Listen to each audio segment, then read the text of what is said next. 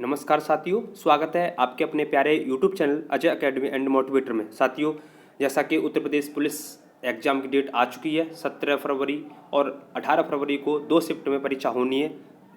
साथियों, बहुत कम समय है आपके लिए। ये प्रीवियस ईयर के जितने भी पुलिस के एग्ज़ाम हुए उनके पेपर का हम एनालिसिस कर रहे हैं, जो कि हिंदी का पेपर अभी चल रहा है और जैसे समय मिलेगा उसके बाद जीके का भी पेपर सॉल्व करेंगे और मैथ का भी देखेंगे। मैथ का भी होगा तो मैथ का भी और रीजनिंग का भी आपकी कोशिश कराई जाएगी, जिससे आपको रूबरू हो जाओ कि आपको किस तरह के कंटेंट पढ़ना है, कहाँ कहाँ से कैसे कंटेंट को बटोरना है और फिर पेपर को अच्छी तरह से आपका पेपर जो है हो जाएगा। क्योंकि पेपर को देखना बहुत ज़रूरी है। आप कितना भी पढ़ रहे हो, 10 घंटे 12 घंटे 16 घंटे पढ़ रहे हो, लेकिन आपने पेपर ही नहीं देखा अभी तक, तो फिर आपकी जो है जंग आदि है, तो जंग को पूरा करना है तो वो प्रीवियस ईयर के पेपर को देखना और देखने के बाद उनका सॉल्यूशन समझना, क्योंकि पेपर उन्हीं से बनने का उठ करके आगे पीछे हो जाएगा। तो साथियों, आपके लिए ये प्रैक्टिस कराई जा रही है। आप अगर चैनल पर पहली बार हो तो चैनल को सब्सक्राइब जरूर कीजिए, जिससे कि नया वीडियो का नोटिफिकेशन आपके पास पहुंचेगा बेल आइकन को दबाते हुए। ठीक है साथियों, हम वीडियो को ज़्यादा बड़ा नहीं करते हैं, बहुत ही छोटे कम समय में आपके लिए ये हम जो है प्रीवियस के पेपर को सॉल्व कर रहे हैं। चलिए स्टार्ट करते हैं वीडियो को। तो हिंदी का है पहला क्वेश्चन, 39 से स्टार्ट है। आपके सामने कह रहा है नाक कटना मुहावरे का क्या अर्थ है। तो नाक कट जाती है तो कहते हैं ना, तुमने तो नाक कटवा दी, अच्छे से मेहनत नहीं की, फेल हो गए तो है, ऐसे भी कहते हैं। या किसी और में तो बदनामी हो जाती है, क्या होती है, बदनामी।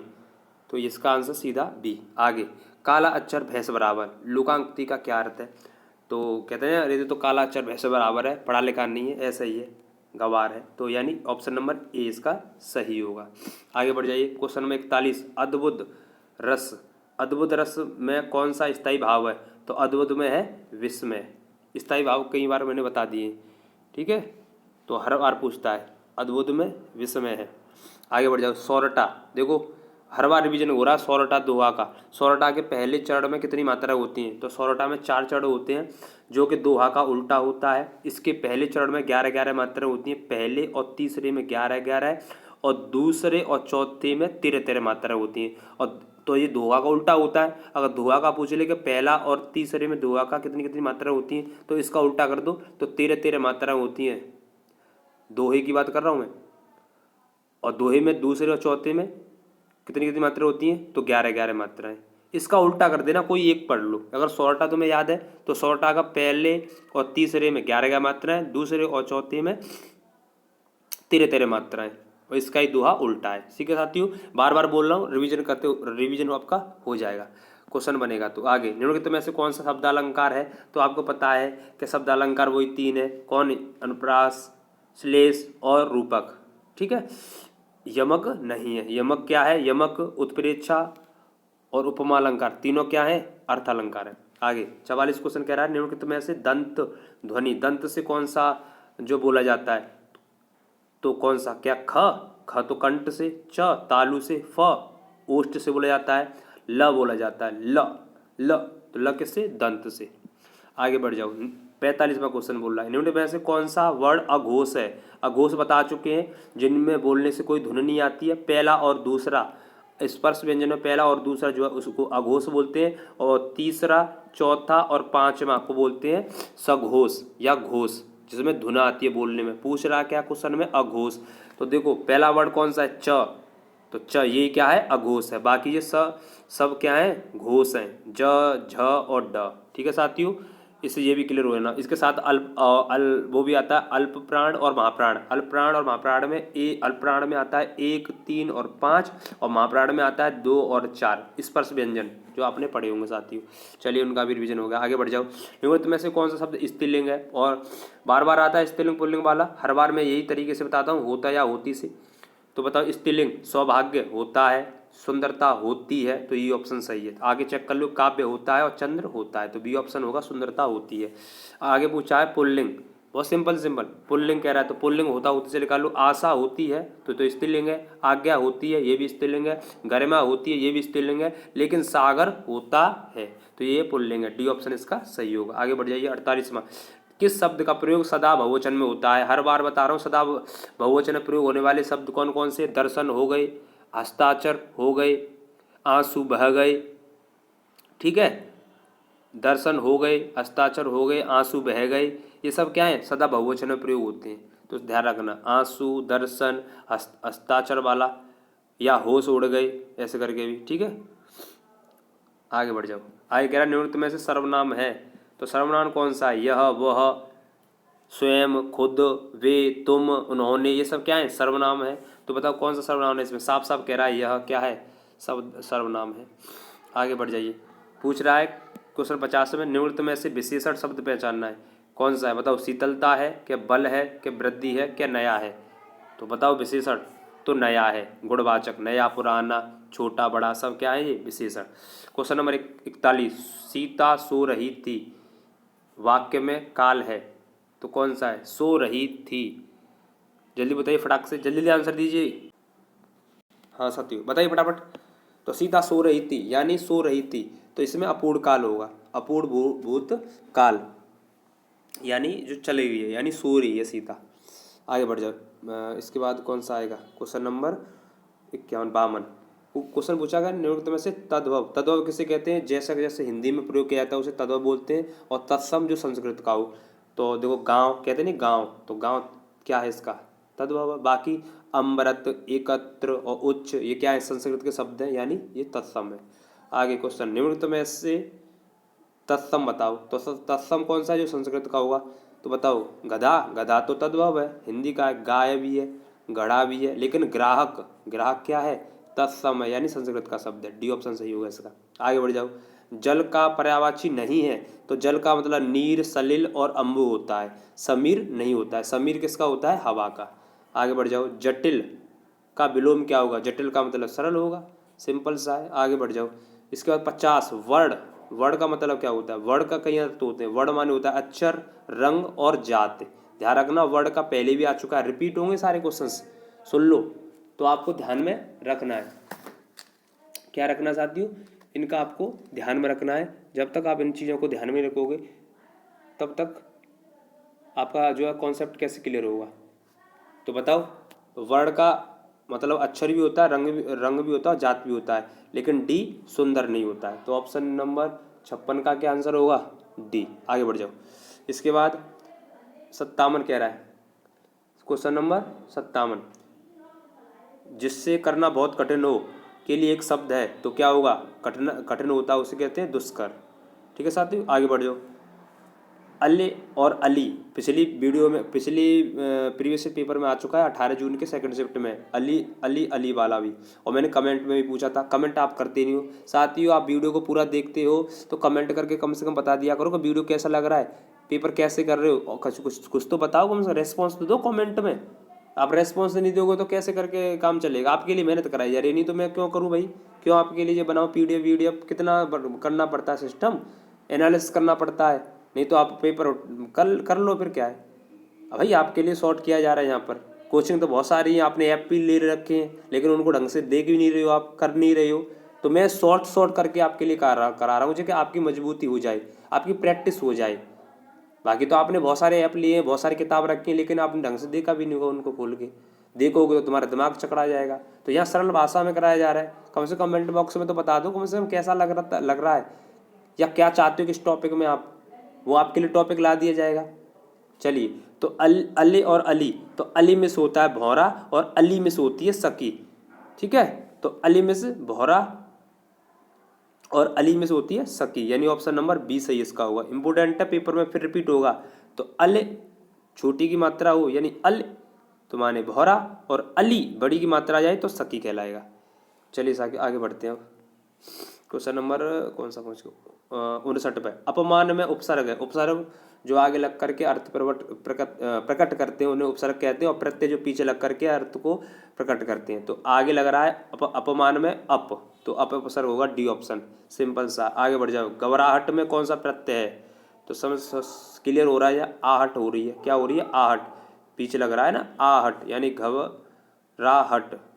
ठीक है, चलिए इसके बाद आगे बढ़ जाओ। 61, परमार्थ में संधि बताओ, तो परम plus earth, option number A. कौन संधि है ये, वृद्धि संधि, जिसमें डंडा जुड़ रहा है। ठीक है, वृद्धि हो रही है।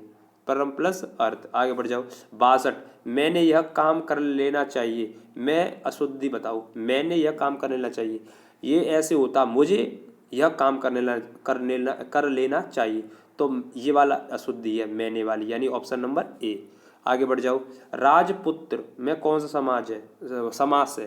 राजपुत्र यानी राजा का पुत्र, तो का अर्थ आ रहा है, तो का अर्थ किस में आता है?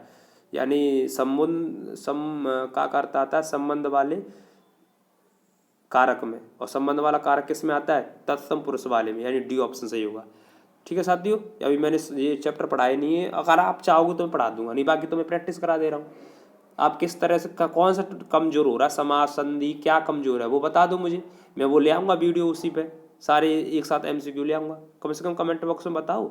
आगे बढ़े। 64, आम खाया जाता है, मैं बात से पूछ रहा है, तो खाया जाता है तो यह कर्म की प्रधानता है, जहाँ कर्म की प्रधानता उसे कर्मवाच्य बोलते हैं। यहाँ कृत्यवाच्य किसे कहते हैं? या कर्ता की प्रधानता होती है, और भाव जहाँ भाव होते हैं, जैसे मुझसे उठा नहीं जाता, उससे पढ़ा नहीं जाता, ऐसे आए तो वहाँ भाव होते हैं।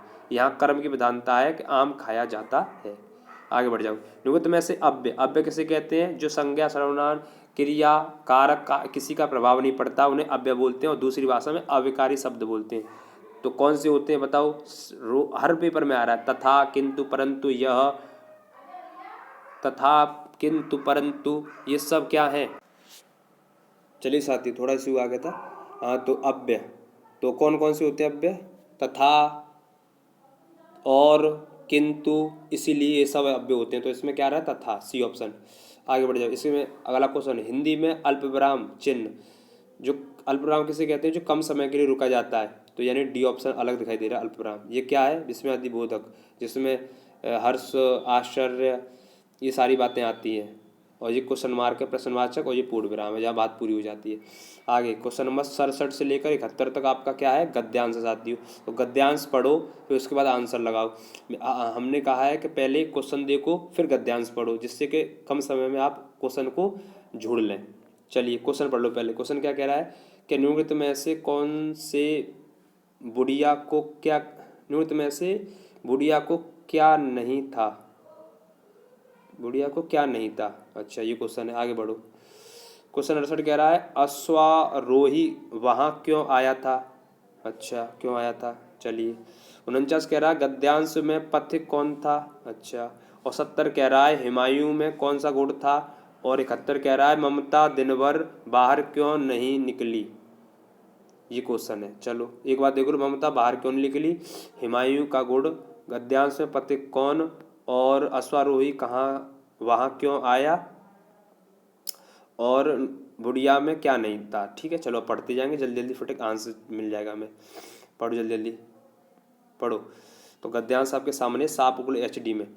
घोड़ों की टोपियों की आवाज़ सुनकर ममता भयभीत हो गई। पथिक ने कहा, वह स्त्री कहाँ गई है, उसे खोज कर निकालो। ममता छिपने के लिए अधिक सचेत हुई, वह मृग दाव में चली गई, दिन भर उसमें से नहीं निकली। अच्छा, ये क्वेश्चन है कि क्यों छुप गई, तो अभी तो बात नहीं निकली है, तो कहाँ छिप गई वो? दिन भर उसमें से नहीं निकली, घर में ही। अच्छा, संध्या में जब उन लोगों के जाने का उपक्रम हुआ तो ममता ने सुना पथिक पर, पथिक वाला भी क्वेश्चन था कि पथिक कौन था, तो पथिक घोड़े पर सवार होते हुए कह रहा था, मिर्जा, उस स्त्री को मैं कुछ न दे सका, उसका घर बनवा देना क्योंकि क्योंकि मैंने विपत्ति के समय, हाँ, मैंने विपत्ति के समय यहाँ विश्राम पाया था। यह स्थान भूलना मत। चौसा के मुगल पठान युद्ध को बहुत दिन बीत गए। ममता अब 70 वर्ष की वृद्धा है। वह अपनी झोंपड़ी में एक दिन पड़ी थी। उसका जीर्ण कंकाल खांसी से गूंज रहा था। ममता ने जल पीना चाहा। एक स्त्री ने सौंपी से जल पिलाया। सहसा एक अश्वारोही झोपड़ी के द्वार पर दिखाई पड़ा। मिर्जा ने जो चित्र बनाकर दिखाया था इसी जगह का होना चाहिए। बुढ़िया मर गई गई होगी जब किससे पूछूं कि एक दिन शाहजहाँ हुमायूं ने इस छप्पर के नीचे नीचे विश्राम किया था। तो ये एक बुढ़िया के ऊपर था और जो है उस एक समय पर जो है हुमायूं आया था यहाँ पर, उसने पनाह ली थी मुसीबत के समय पर, उसी के समय पर ये पैसेज बना हुआ है। तो क्वेश्चन दोबारा से पढ़ लो। निरुक्त में से बुढ़िया को क्या नहीं था? क्या नहीं था बुढ़िया पर? बुढ़ापा था, खांसी थी और कमजोरी थी, क्योंकि बुढ़िया आई तो कमजोरी थी। क्या नहीं था उसके पास? सामर्थ्य नहीं थी। डी ऑप्शन है। आगे बढ़ जाओ। अश्वारोही वहाँ क्यों आया? क्यों आया था अश्वारोही? ऑप्शन ए, बुढ़िया को ढूंढने के लिए, मिर्जा की तलाश में, बुढ़िया के छप्पर को ढूंढने, यहाँ बुढ़िया के छप्पर को ढूंढने के लिए आया था, क्योंकि वहाँ उसने पनाह लिया था। किसने? शाहजहाँ ने। आगे, गद्यांश में पथिक किसे कहा गया है? किसको कहा गया बताओ? पथिक हुमायूं को है। हुमायूं की बात है तो हुमायूं को कहा गया पथिक। आगे 70वां, हुमायूं में क्या गुण था? उसके अंदर बताओ। कृतज्ञता थी, क्योंकि उसने कहा कि बुढ़िया का घर बनवा देना, क्योंकि उसके छप्पर में मैंने पनाह ली थी। और 71वां क्वेश्चन कह रहा है, ममता दिन भर बाहर क्यों नहीं निकली? बताओ। वो इसलिए नहीं निकली क्योंकि वो डरी हुई थी कि कहीं कोई हमें पकड़ के ना ले जाए, इसके लिए 71 का बी। चलिए आगे बढ़ते हैं। अभी साहित्य के क्वेश्चन है साथियों, आपको याद दिलवा दूं, आपके अपने प्यारे YouTube channel Ajay academy motivator पर साहित्य की इतनी बढ़िया वीडियो बन चुकी हैं, जिसमें महत्वपूर्ण रचनाएं और अवार्ड भी दिए गए हैं और सभी के क्वेश्चंस एक साथ दिए गए हैं। वीडियो को जरूर देख लो, उसी में से पुलिस के जितने भी 5-6 क्वेश्चन बनेंगे साहित्य के बन जाएंगे, आपको पक्का कह रहा हूँ। उसी से रिवीजन करते हो, बार बार रिवीजन करते रहो, तो आप पेपर का खुद देख लो कि पेपर में कैसे क्वेश्चन आ रहे हैं। बहुत साफ सटीक क्वेश्चन कह रहा है, रामधारी सिंह दिनकर को किस कृति पर साहित्य अकादमी पुरस्कार मिला था? साहित्य अकादमी, तो साहित्य अकादमी पुरस्कार इन्हें मिला है संस्कृत के 4 अध्याय पर, ध्यान रखना। और रामधारी दिनकर साहब को उर्वशी पे क्या मिला है? ज्ञानपीठ, ध्यान रखना। ज्ञानपीठ उर्वशी पे मिला है 1972 ईस्वी में। ठीक है, उल्टा भी पूछ सकता है कि उर्वशी पर ज्ञानपीठ मिला है, वो कौन से लेखक थे? तो दिनकर साहब थे। और संस्कृत के 4 अध्याय पर साहित्य अकादमी मिला है, वो कौन से लेखक थे? दिनकर साहब। ऐसे ही पूछ सकता पेपर वाला। आगे बढ़ जाओ। पद्मावत किसकी रचना है? तो मलिक मोहम्मद जायसी की है, सब जानते हैं, से सब कराई हुई है। जायसी की कौन सी रचना है, तुलसीदास की कौन सी रचना है, सूरदास की कविता, सबकी रचना है। आप वीडियो जाकर के देखो, आपका भला हो जाएगा वहाँ पर। चंद्रगुप्त मौर्य नाटक, सबको पता है। चंद्रगुप्त, स्कंदगुप्त, ध्रुव स्वामिनी है। अजातशत्रु किनका है? जयशंकर प्रसाद का, बी ऑप्शन। आगे, भारत भारती की रचनाकार कौन है? भारत भारती, साकेत है, रंग में भंग, ये सब किनके हैं? यशोधरा, किनके नाटक हैं?